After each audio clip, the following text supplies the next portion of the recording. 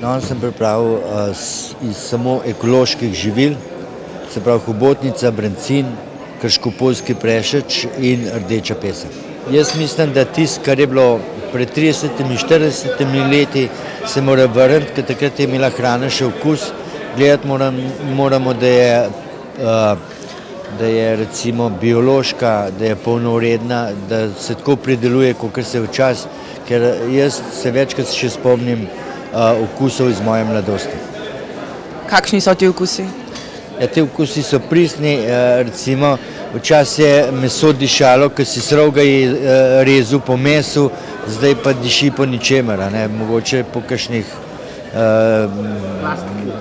plastiki.